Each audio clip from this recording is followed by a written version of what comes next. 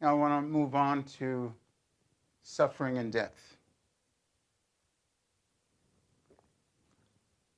It's all about values. If you look at this image of Mother Teresa, and I put an expression below her picture which says, whatever you do or don't do in life has eternal consequences. And she said, let's get back to basic values, love of God and love of neighbor. One of the problems of the modern age is that many see no meaning in suffering and death. Suffering seems so meaningless to the world, where euthanasia and physician-assisted suicide is acceptable. Our scriptural traditions teach us that suffering and ultimately death can be, should be, one of the most meaningful events in our lives. End of life is the most important event in your life. Our eternal life is not here on earth, it is in heaven. If we are faithful, the day we die should be the greatest and happiest day of our life, because we are leaving this sometime insane world and going home to meet our Creator, where things will make much more sense.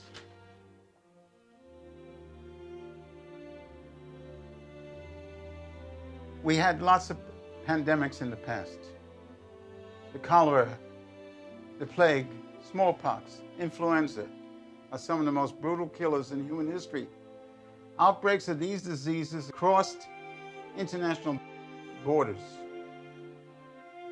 is known as a pandemic, especially smallpox, which throughout history killed between 300 and 500 million, more than all the world wars combined. Smallpox.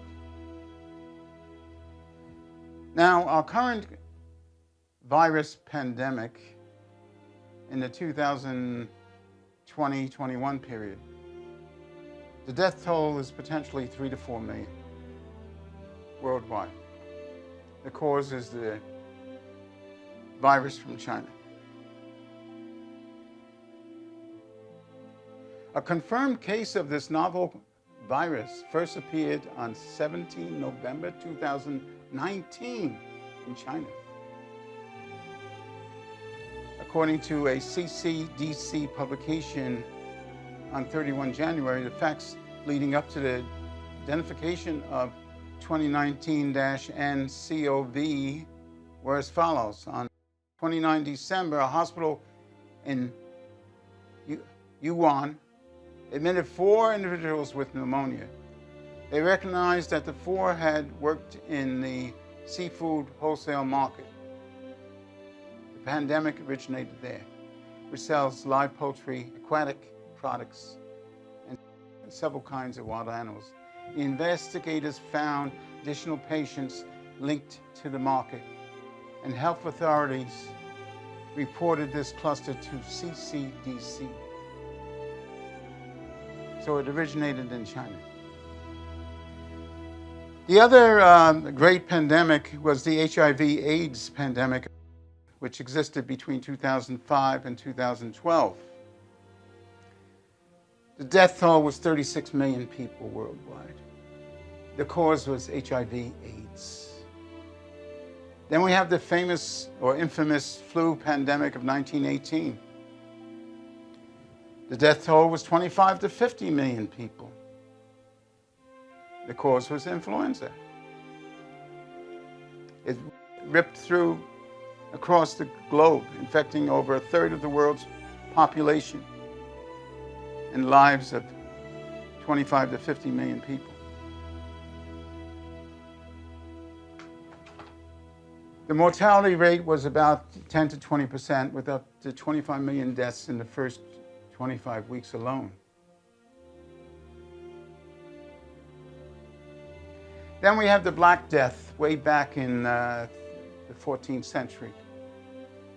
1346 to 1353. The death toll was 100 to 200 million people. The cause was bubonic plague. It ravaged Europe, Africa, Asia. 100 to 200 million people. The plague jumped continents on the fleas living on rats that lived aboard merchant ships.